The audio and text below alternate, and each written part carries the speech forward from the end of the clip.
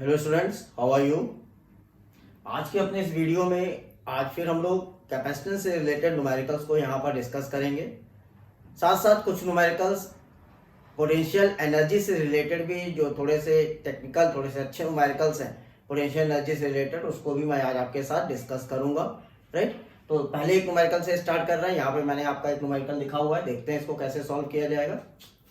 Two particles have equal mass of 5 gram and each and opposite charge of 4 into 10 raised power minus 5 coulomb. They are released from the rest. They are released from the rest with the separation of 1 meter between them.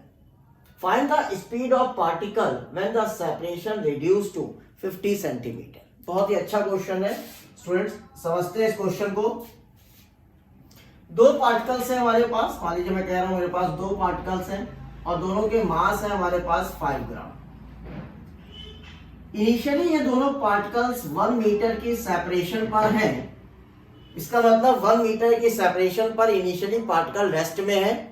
अब इन particles को आपने release किया, छोड़ा, तो कुछ velocity से इन particles को आपने रिलीज किया होगा। मान लेते हैं पार्टिकल्स को हमने v वेलोसिटी से रिलीज किया।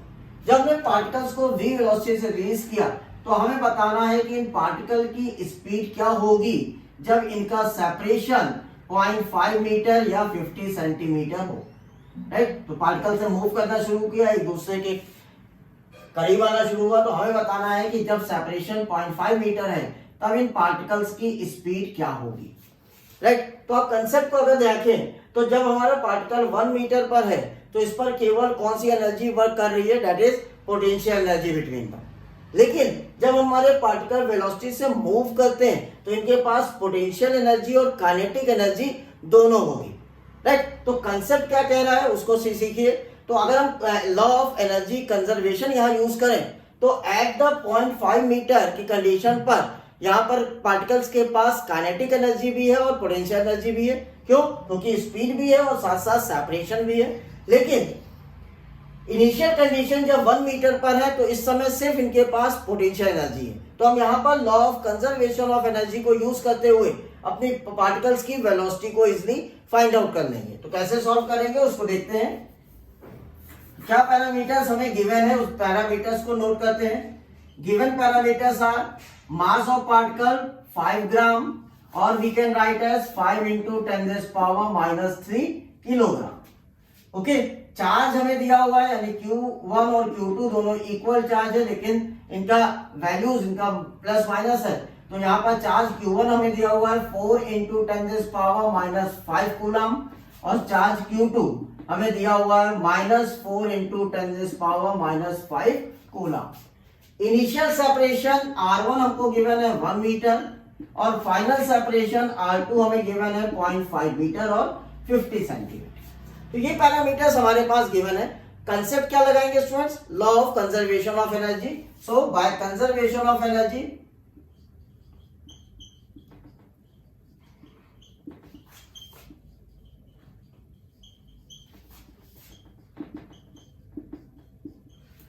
Bye conservation of energy principle हम क्या कह सकते हैं? Kinetic energy of particle at 50 centimetre plus potential energy of particle at 50 centimetre is equal to potential energy of particle at 1 metre.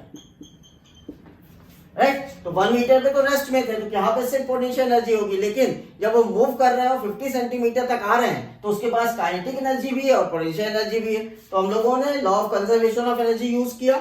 अब यहाँ पे अप्लाई करें तो काइनेटिक एनर्जी हम लोग लिख सकते हैं ½ mv² for first particle plus ½ mv² for second particle plus electrostatic potential energy between two particles 1/4 pi epsilon naught Q1 Q2 by R2।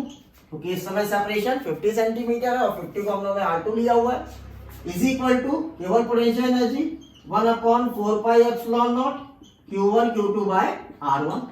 Okay, तो हम लोगों ने यहां पर इजिली अपनी इक्वेशन बना ली, हमें स्पीड निकालना है, आगे इसको फर्दर सॉल्व करते हैं।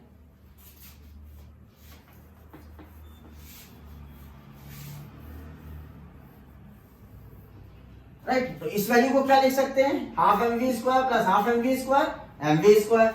इस वाले एनर्जी को इधर ले जाइए, तो 1/4 pi epsilon not Q1 Q2 bracket में 1/R1 minus 1/R2। Okay, now V square को हम कितना लिख सकते हैं, Q1 Q2 upon 4 pi epsilon not M। यहां पे हमारी वैल्यू हो जाएगी R2 minus R1 upon R1 R2। Values put कर दीजिए, 1/4 pi epsilon nought 9 into 10⁻⁹ Q1 and Q2 4 into 10⁻⁻5 minus 4 into 10⁻⁻5 upon mass, mass हमें गिवन है 5 gram, that is 5 into 10⁻³ bracket में वैल्यूज को पुट करिए। R2 की वैल्यू हमें कितना गिवन है students, 0.5 minus R1 1 upon 0.5 into 1। Right, जब आप इस पैरामीटर्स को, इस इक्वेशन को सॉल्व करोगे तो V स्क्वायर की वैल्यू मिलेगी आपको 2880 मीटर पर सेकेंड, 2880 मीटर पर सेकेंड। और इसको आप जब कंप्लीट V की वैल्यू फाइंड आउट करोगे, स्क्वायर रूट लोगे, तो यह आ जाएगा 53.47 मीटर पर सेकेंड, 53.47 मीटर पर second. So this is the speed of particle by which they are moving at the separation of 50 centimetre. Okay, तो बहुत इजीली हम लोगों ने पोटेंशियल एनर्जी और काइनेटिक एनर्जी का रूल यहाँ पर law of conservation energy use करते हुए इस क्वेश्चन को सॉल्व कर दिया। Okay, now students, question number 2, an isolated sphere has capacitance 50 picofarad, calculate its radius, first part, how much charge should be placed on it to rise its potential 10⁻⁴ volt। तो दो parts है इस question में। Capacitor हमें कैसा दिया है, isolated capacitor, easily हम लोग सॉल्व कर लेंगे। और आइसोलेटेड कैपेसिटर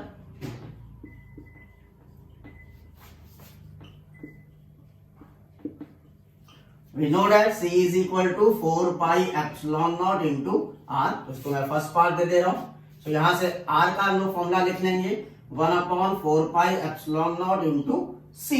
वैल्यू पुट करिए, 9 into 10⁻⁹ 1/4 pi epsilon nought and C is given as 50 picofarad, 50 into 10⁻⁻12। Okay, so इसको आप जब सॉल्व करोगे, दिस इज 45 इंटू 10⁻⁻2 मीटर और 45 सेंटीमीटर। सो हमें पहले केस में रेडियस मिल गया, radius of isolated sphere is 45 centimetre. Second case हमें फाइंड आउट करना है how much charge should be placed when the potential will be 10⁻⁴ volt. So हमें पता है Q is equal to CV। Right, तो यहाँ पे वैल्यू पुट करते हैं। C वैल्यू हमें गिवन है 50 picofarad, 50 into 10⁻⁻12। V is given as 10⁻⁴, so it will be 5 into 10⁻⁻7 coulomb, 5 into 10⁻⁻7 coulomb। Right, तो दोनों आंसर्स हमारे पास आ गए। The radius will be 45 centimetre and charge for the potential 10⁻⁴ volt will be 5 into 10⁻⁻7 students, question number 3, 27 spherical drops of radius 3 mm and carrying a 10⁻⁻12 coulomb charge are combined to form a single drop. Find the capacitance and potential of the bigger drop. Right, तो यहाँ पर हमें दो drop दिए, 27 drops small है जिसको मिला करके एक बड़ी ड्रॉप बनाई गई। हमें उस बिगर ड्रॉप का पोटेंशियल और कैपेसिटेंस फाइंड आउट करना है। राइट, तो कैसे करेंगे, सबसे पहले let the radius for smaller and bigger drop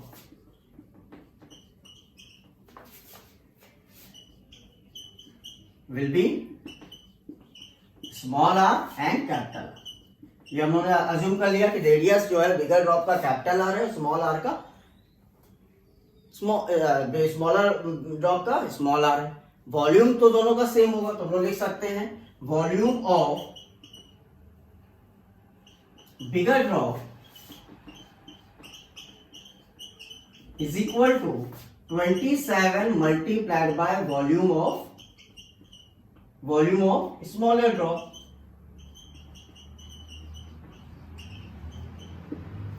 right, तो वॉल्यूम का फॉर्मूला क्योंकि स्फेरिकल इन शेप होगा तो 4/3 pi capital R cube, 4/3 pi capital R cube is equal to 27 multiply 4/3 pi small R cube. So 4/3 pi cancel out. Capital R cube is equal to 27 small R cube. So capital R will be 3 small are.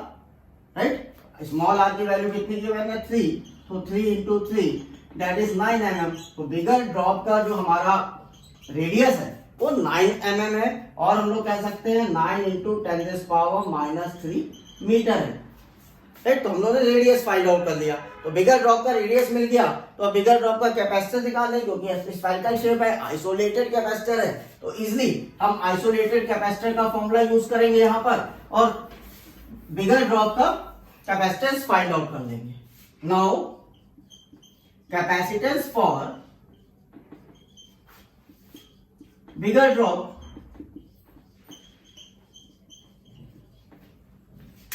Now capacitance for bigger drop, right? C is equal to 4 pi epsilon naught into R. Right? 4 pi epsilon naught 1/9 into 10⁻⁹ into R is 9 into 10⁻³ cancel out, 9 cancel out. This will be 10⁻⁻12 farad or 1 picofarad.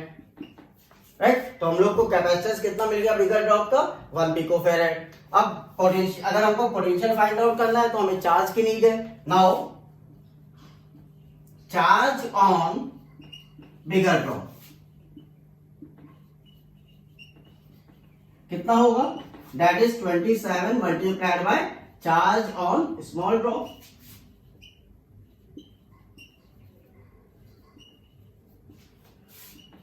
(27 multiplied by 10⁻⁻12 coulomb. तो ये charge हो गया मेरे पास bigger drop का charge. Okay, अब V हमें find out करना है तो we know that Q is equal to CV. तो यहां से हम लोग V इज इक्वल टू लिख सकते हैं Q/C. सो V की वैल्यू हम लोगों ने कितना लिख लिया Q/C. अब वैल्यू पुट करते हैं, आंसर फाइंड आउट कर लें, वेरी इजीली ये सॉल्व हो जाएगा. V is equal to Q कितना है 27 इंटू 10⁻12 और V कितना है, V हमारे पास है 10⁻, C हमारे पास है 10⁻12 for the bigger drop. Cancel out हुआ, आंसर विल बी 27 वोल्ट. तो बिगर ड्रॉप का कैपेसिटेंस 1 पिकोफैराड है और पोटेंशियल उस पर कितना है 27 वोल्ट है. Now students, next question is a capacitor of unknown capacitance is connected across a battery of V volt. The charge stored in it is 360 microcoulomb. Right? So here a capacitance is unknown and voltage is unknown and charge on it is 360 microcoulomb is given as. When the potential across the capacitor is reduced by 120 volt, the charge stored is become 120 microcoulomb. Calculate the potential V and unknown capacitance C in the first part. In the second part, what will be the charge stored in a capacitor if the voltage applied has increased by 120 volt? तो ये part तो बाद में देखेंगे. पहले बात करते हैं how we find the potential V and capacitance C in a given capacitor. Right, start करते हैं क्वेश्चन को. तो let the capacitance be C and potential is V. Right, now conditions के अकॉर्डिंग देखें तो Q is equal to CV और ये हमें गिवन किया गया है 360 माइक्रोकूलम. तो this is our first equation. तो Q is equal to CV के अकॉर्डिंग फर्स्ट इक्वेशन 360 माइक्रोकूलम. लेकिन पोटेंशियल को रिड्यूस कर दिया गया 120 वोल्ट, तो हमारा चार्ज कितना स्टोर हो गया 120 माइक्रोकूलम. तो फॉर नेक्स्ट चार्ज Q' मान लेते हैं is C. Potential is decrease by 120 volt, so V minus 120 किया और इस समय Q' हमारा कितना हो गया स्टूडेंट्स 120 माइक्रोकूलम. Equation number 2. तो जब हमने पोटेंशियल को 120 वोल्ट रिड्यूस किया तो उस समय हमारा चार्ज कितना है 120 माइक्रोकूलम हो गया. तो यहां से हमें दो इक्वेशंस मिल गई. इन दोनों इक्वेशंस की हेल्प से हम लोग यहाँ पर V और C की वैल्यू को फाइंड आउट कर लेंगे. चलिए फाइंड आउट करते हैं इसको।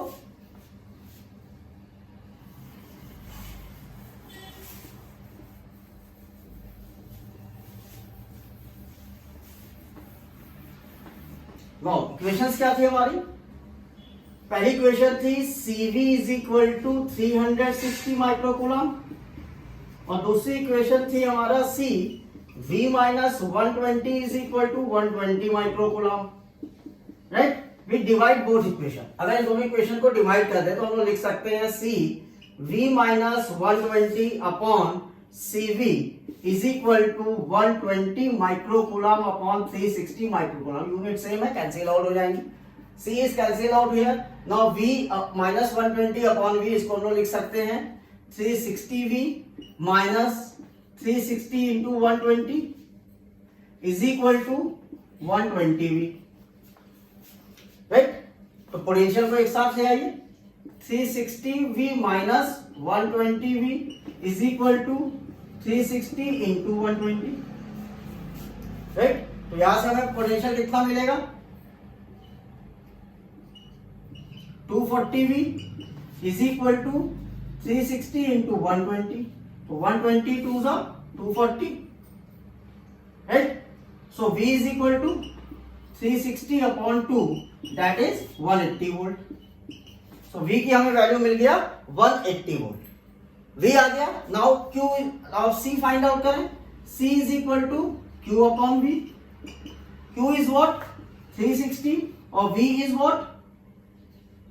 360 microcoulomb. V is what? 180 volt. तो this is 2 times cancel out, so 2 microfarad. तो हमारे पास कैपेसिटेंस कितना आ गया स्टूडेंट्स?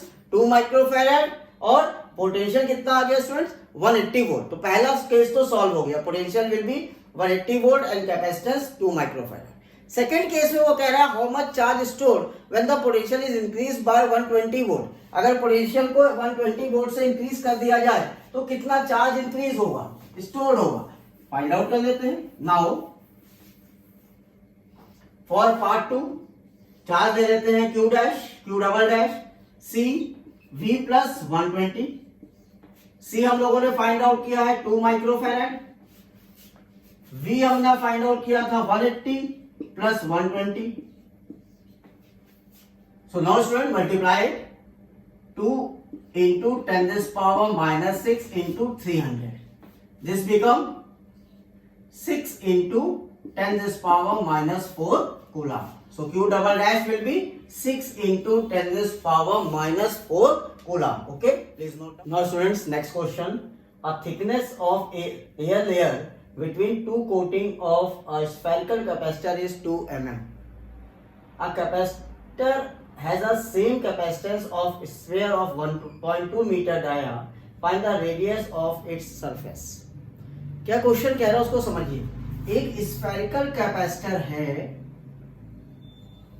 राइट। स्फेरिकल कैपेसिटर का रेडियस ए और बी, तो इसका जो ये थिकनेस है ये मुझे दिया हुआ है। ये थिकनेस मुझे कितना दिया हुआ है स्टूडेंट्स? ये दिया हुआ है मुझे 2 mm, राइट। यानी बी माइनस ए यहां पर कितना गिवन है? B minus A is given as 2 centimetre. और इसी का जो कैपेसिटेंस है, सेम कैपेसिटेंस का एक स्फीयर और है जिसका रेडियस मैं R मान लूं तो उसका डायामीटर 1.2 दिया है। तो सेम कैपेसिटेंस जितना स्फेरिकल कैपेसिटर पर है, सेम इस स्फीयर पे भी कैपेसिटेंस है, बट इसका रेडियस R है और उसका डायामीटर मुझे 1.2 मीटर दिया हुआ है। तो हम यहां से R को लिख सकते हैं 1.2 upon 2, right, that is 60 centimetre. क्योंकि मीटर में है तो मैंने सेंटीमीटर में कन्वर्ट कर लिया, 0.6 मीटर 60 सेंटीमीटर। तो R और मिल गया, लेकिन दोनों का कैपेसिटेंस सेम है। तो स्फेरिकल कैपेसिटर का फॉर्मूला क्या होगा students? 4 pi epsilon nought AB upon B minus a. और इस स्फीयर का कैपेसिटेंस कितना होगा students? 4 pi epsilon nought into R। ये दोनों पे कैपेसिटेंस सेम है तो हमने दोनों कैपेसिटेंस सेम किया, तो 4 पाई एप्सिलॉन नॉट तो कैंसिल आउट हो गया। यहां से हमें AB अपॉन B माइनस ए का वैल्यू R मिला। सो AB की वैल्यू कितनी हो गई? AB की वैल्यू हो गई हमारे पास, AB का वैल्यू मेरे पास हो गया R इंटू B माइनस ए।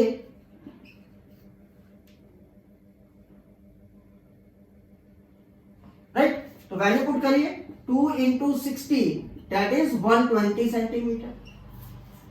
तो ए बी का वैल्यू 120 है, बी माइनस ए का वैल्यू मेरे पास 2 सेंटीमीटर है। अगर मैं b प्लस ए निकाल लूं तो दो इक्वेशन बना के a और b का वैल्यू फाइंड आउट कर लूंगा जो मुझे चाहिए। तो अब मुझे b प्लस ए चाहिए, उसको मैं कैसे सॉल्व करूंगा देखिएगा। Now b plus a whole square, इसको हम लोग लिख सकते हैं b minus a whole square plus 4ab। Okay, value put करिए। b माइनस ए हमको दिया है 2 सेंटीमीटर, 4 इंटू 120, तो यहाँ में कितना मिलेगा 484। सो b plus a whole square 484 है, सो b प्लस ए हमें कितना मिल गया 22 सेंटीमीटर। तो b प्लस ए 22 सेंटीमीटर और b माइनस ए कितना students, and we know b minus A is 2 centimetre. अब दो इक्वेशन सॉल्व कर दीजिए। b plus A is equal to 22, b minus A is 2, so this is cancel out, 2b is equal to 24, so b is equal to 12 centimetre.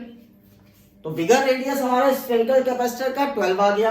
अब smaller चाहिए, तो smaller में now b plus a equal to 22, 12 plus a is equal to 22, so a is equal to 22 minus 12, 10 centimetre.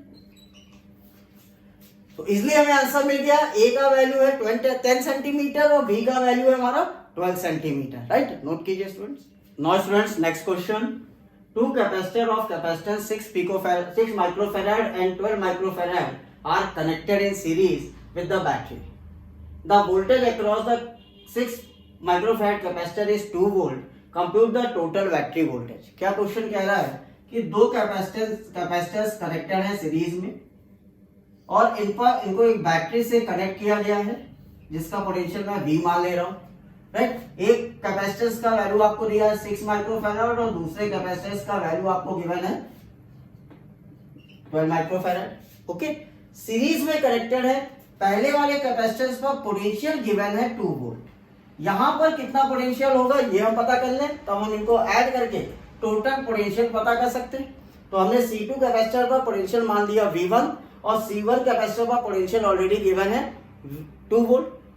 Series में connected है तो concept क्या होगा, charge on both capacitor will be same. दोनों कैपेसिटर पर चार्ज सेम होगा। इसी concept को लेकर चलिए, charge on capacitor of capacitance 6 microfarad equal to charge on capacitor of capacitance 12 microfarad. दोनों पे चार्ज इक्वल कर दिया। अब चार्ज का फॉर्मूला क्या होता है, Q is equal to CV। Equalise कर दीजिए, डायग्राम में हटा रहा हूं। राइट, तो हम लोग क्या लिख सकते हैं, Q is equal to CV। तो C1 into V1, C1 into 2 volt is equal to C2 into V1। Right, C1 कितना है 6 into 10⁻⁻6 into 2, C2 12 into 10⁻⁻6 into V। तो 10⁻⁻6 is cancel out, V is 1 volt. 6 2 12, 12 1 volt. So V हमें कितना मिल गया 1 volt. Now total charge चाहिए, total battery voltage is equal to V1 plus V2, that is 2 plus 1, right. दोनों voltage add किया 3 volt. तो total battery voltage हमें कितना मिल गया 3 वोल्ट मिल गया। और सेकंड वाला कैपेसिटर 12 माइक्रोफैराड कैपेसिटर का पोटेंशियल कितना है 1 volt. Okay, now students, next question. Two capacitor of capacitance 3 microfarad and 6 microfarad are charge of 2 volt and 5 volt. These two charged capacitors are connected in series. Find the potential across each capacitor. Okay, क्या situation है उसको देखिए students. दो capacitors आपने लिए हुए हैं और इनको कैपेसिटर को सीरीज में कनेक्ट किया है। C1 की वैल्यू हमको गिवन है 3 माइक्रोफैराड और C2 की वैल्यू गिवन है 6 माइक्रोफैराड। V1 चार्ज जो है दैट इज 2 वोल्ट और V2 ये कैपेसिटर चार्ज किया गया 5 वोल्ट और इनको सीरीज में कनेक्ट किया गया स्टूडेंट्स। तो अगर हम लोग जानते हैं कि सीरीज कनेक्टेड है तो इस पर दोनों पर चार्ज सेम होगा, तो हम टोटल चार्ज इस पूरे कॉम्बिनेशन का निकाल लें। टोटल चार्ज ऑफ कॉम्बिनेशन कितना होना चाहिए? Q is equal to C1V1 plus C2V2, right. यहां पे charge plus charge, total charge हमें मिल जाएगा पूरे कॉम्बिनेशन का। तो कितना कॉम्बिनेशन का टोटल चार्ज आ गया? 3 into 2 plus 6 into 5, that is 36 microcoulomb. 36 microcoulomb total charge है इस कॉम्बिनेशन का। अब चार्ज तो 36 यहां भी होगा, चार्ज 36 यहां भी होगा स्टूडेंट्स, राइट। तो टोटल चार्ज तो 36 है, सीरीज में जोड़ा होगा आपने इसको, तो दोनों पे चार्ज तो सेम रहेगा। तो अगर दोनों पे चार्ज सेम है तो अलग अलग पोटेंशियल हम लोग फाइंड आउट कर सकते हैं। Now potential across capacitor C1 कितना होना चाहिए? Q is equal to CV, so V is equal to Q by C1. Q is what? Q is 3 into 10 raised power minus 6 and C1, oh sorry, Q is 36 into 10 raised power minus 6 और C1 हमें कितना given है? 3 into 10 raised power minus 6, 12 volt. V1 की value आ गई। Now V2 की value find out करते हैं। Potential across capacitor C2, V2 मान लीजिए, तो V2 क्या हो जाएगा? Q upon C2, 36 into 10 rays power minus 6 upon 6 into 10 rays power minus 6, that is 6 volt. तो दोनों पे अलग अलग पोटेंशियल अब कितना हो गया? तो यहाँ पर पोटेंशियल इसको पहले चार्ज किया गया था 2 वोल्ट से, फिर इसको कनेक्ट कर दिया गया सीरीज में, राइट। फिर इसको चार्ज किया गया था 5 वोल्ट से और कनेक्ट कर दिया गया सीरीज में। तो यहाँ पर ये पोटेंशियल 2 और 5 इसके लिए नहीं है, ये इसको चार्ज करने के बाद है। यहाँ पे एक इसको चार्ज किया गया था 2 वोल्ट से और इसको चार्ज किया गया था आपका 5 वोल्ट से। लेकिन जब उसको सीरीज में कनेक्ट किया तब इन पर पोटेंशियल कितना हो गया? पहले कैपेसिटर पर 12 वोल्ट और दूसरे कैपेसिटर पर 6 volt. Okay, now students next question. अब हम लोग कैपेसिटेंस के अरेंजमेंट पे क्वेश्चंस करने जा रहे हैं कि किस तरह से अरेंजमेंट को सॉल्व किया जाता है। यहाँ पे क्वेश्चन मैंने लिया है, calculate the charge supplied by a battery in the arrangement. The given arrangement is this in figure. C1 5 microfarad, C2 6 microfarad and connected with the battery of 10 volt, right. तो इस अरेंजमेंट्स को हम लोग कैसे solve करते हैं उसका तरीका देखिएगा। यहाँ पे आपको अगर अरेंजमेंट सॉल्व करना है तो स्टूडेंट्स ये देखना होगा किस तरह से हम अरेंजमेंट को इजीली सॉल्व करें। अगर स्टूडेंट मान लीजिए मैं ये वाला वायर जो आप देख रहे हो, ये वाला वायर जो C2 से कनेक्टेड है यहाँ पर, इस वायर को यहाँ से ब्रेक करूं, राइट। इस वायर को मैंने यहाँ से तोड़ दिया और ये वायर देखिए यहाँ से ऐसे C1 के साथ भी से कनेक्टेड है कि C1 के साथ कनेक्टेड है। तो इस वायर को अगर मैं तोड़ करके यहाँ वापस कनेक्ट कर दूं इस तरह से, तो आप देखोगे कि C1 और C2 एक दूसरे के पैरेलल में आ जाता है। ठीक है, तो देखिएगा मैं क्या कर रहा हूँ। मैंने यहाँ से C2 वाले वायर को डिस्कनेक्ट किया, ब्रेक किया लाइक दिस, राइट। और इस C2 वाले वायर को यहाँ से जुड़ा हुआ है और इस पॉइंट पे जुड़ा है, तो मैंने C2 वाले वायर को यहाँ से हटाकर स्टूडेंट्स ऐसे कनेक्ट कर दिया, राइट। तो कोई फर्क तो पड़ा नहीं, ये हमारा C2 हो गया 6 माइक्रोफैराड, राइट। तो अभी भी C2 का एक पॉइंट यहाँ कनेक्टेड है, दूसरा पॉइंट यहाँ कनेक्टेड। अब आप देखिए तो C1 C2 are in parallel. तो here now C1 and C2 comes in parallel.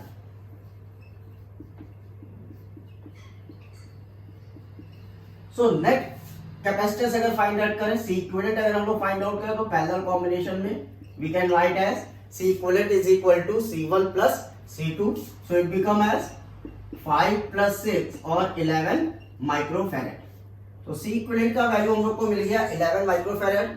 Now हमें फाइंड आउट करना है arrangement is charge supply by the battery. तो we all know that Q is equal to C into V, right. तो यहाँ पर जो हमारा C है वो हमारा कैसा है, C इक्विवेलेंट, और बैटरी हमें कितना दिया हुआ है 10 वोल्ट। तो हमें चार्ज फाइंड आउट करना है, put the values here 11 into 10 raised power minus 6 multiplied by 10, So it become 11 into 10 raised power minus 5 coulomb. So how much charge supplied by the battery in the given arrangement is 11 into 10 raised power minus 5 coulomb. Okay. Now student, next question is, three capacitors C1, C2 and C3 are connected with a battery of 6 volt. Find the charge on three capacitors. On this question we have to find the charge on each capacitor, right? So first of all we solve this arrangement of the capacitor. Here the three capacitors are connected with a battery of 6 volt. So look here, if we break this wire, look, this capacitor C3, one point is connected here and second point is connected here, right? So capacitor C2 and C3, look, so capacitor C2 and C3, if we break this wire, right, this one, if we break this wire, right, so we can write this particular arrangement as, we can draw this particular arrangement as, look here this is capacitor C2 and we put a capacitor C3 like this. Now connect with the battery of 6 volt.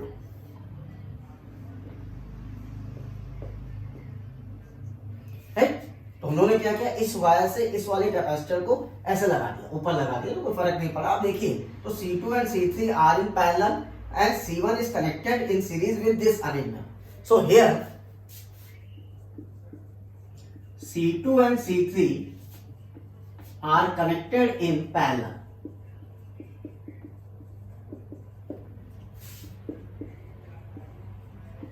So first of all हम लोग C dash ले लेते हैं, parallel combination of C2 and C3. So C dash, इस वाले arrangement को मैंने C dash कह दिया, तो C dash will be 5 plus 5, that is 10 microfarad. Right? Now this arrangement is converted into a single capacitor as C dash of 10 microfarad and C1 is also the 10 microfarad. So these two capacitors C dash and C1 is now in series. Now C1 and C dash are connected in series.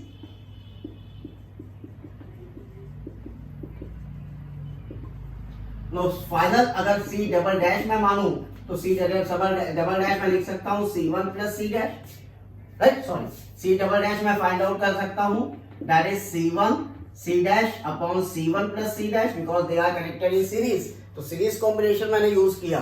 So put these values here. 10 multiplied by 10 upon 10 plus 10, right? That is 100 upon 20. 5 microfarad. So total overall combination have a 5 microfarad. So if we draw a final diagram here, C double dash connected with a battery of 6 volt. Right? So this is a final arrangement. Now, if we find the charge on this capacitor C double dash. So now, charge on capacitor C double dash. How much charge will be? Q double dash is equal to C double dash into V.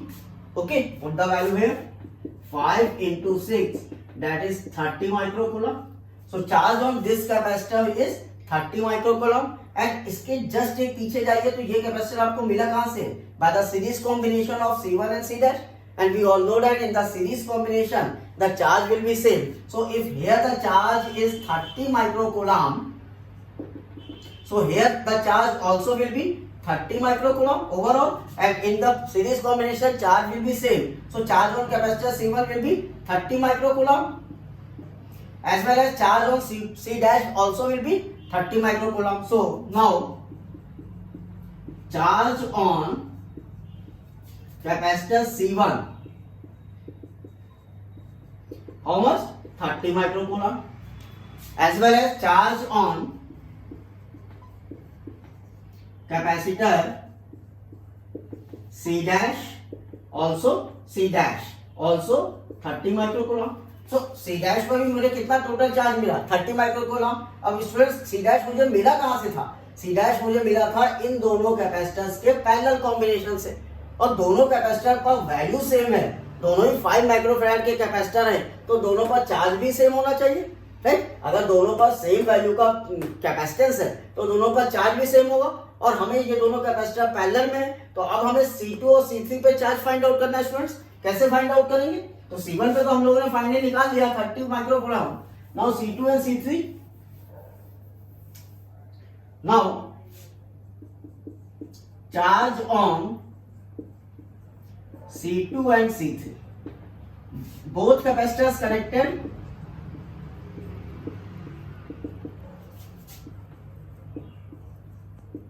in parallel and have equal value of capacitance.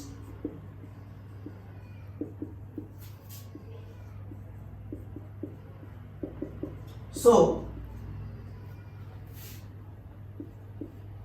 charge on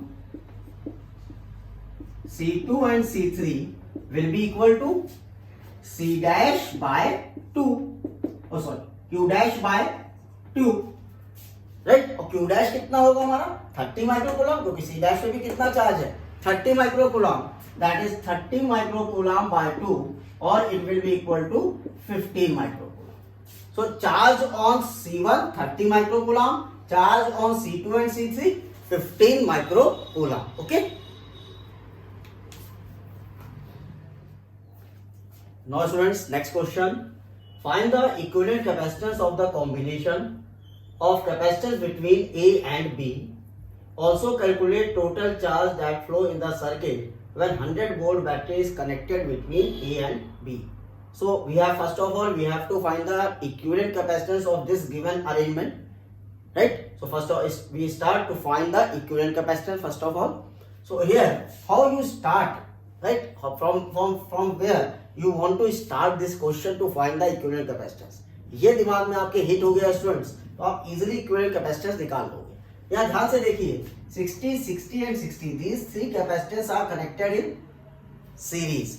60, 60 and 60. If I name capacitance C1, C2, C3, C4, C5 and C6, तो C2, C3 and C4 are connected in series. तो इनका पहले आप series combination निकाल दो। जो ये series combination आएगा वो C5 और C6 के पैरेलल में कनेक्टेड हो जाएगा। तो स्टार्ट करते हैं। तो first of all here C2, C3 and C4 are in series, right. तो इनका इक्विवेलेंट निकालना है, तो 1/C डैश मान लेता हूं मैं, 1/C2 plus 1/C3 plus 1/C4, और it is written as 1/60 plus 1/60 plus 1/60, right. So 1/C dash, 60 is LCM, 1 plus 1 plus 1, that is 3/60, और C dash will be 20 microfarad. तो C dash की वैल्यू स्टूडेंट हम लोग को 20 माइक्रोफैराड मिल गया। अब मैं यहां से इस अरेंजमेंट को हटा देता हूं, क्योंकि इसका इक्विवेलेंट तो मुझे मिल गया है। तो C dash मुझे मिला है 20 माइक्रोफैराड। नाउ ये वायर यहां कनेक्ट हो, चाहे यहां बात एक ही है, राइट। तो इस वाले वायर को मैं यहां से कनेक्ट कर दे रहा हूं C6 को,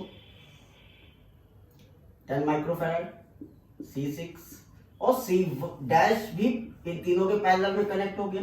C डैश कितना आया है 20 माइक्रोफैराड। अब आप स्टूडेंट्स देखिए, तो C5, C6 और C डैश ये तीनों पैरेलल में कनेक्ट हो गए। Now C5, C6 and C dash are in parallel.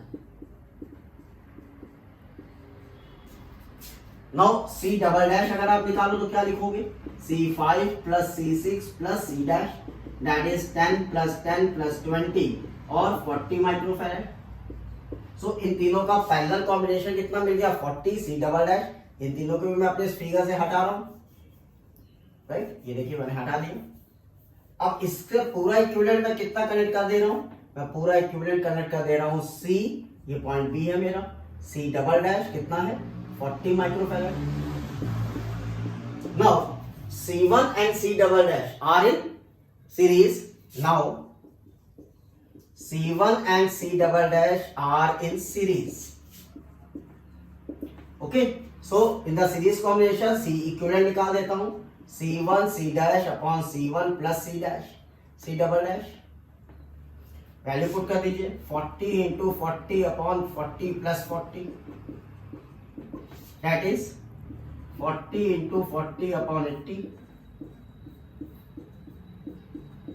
C equivalent will be 20 microfarad.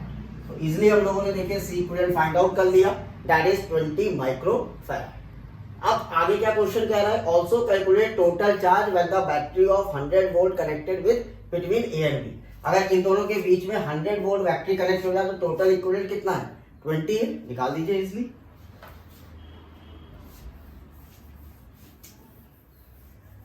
Now Q अगर हम फाइंड आउट कर रहे हैं तो we can write Q is equal to C equivalent into V.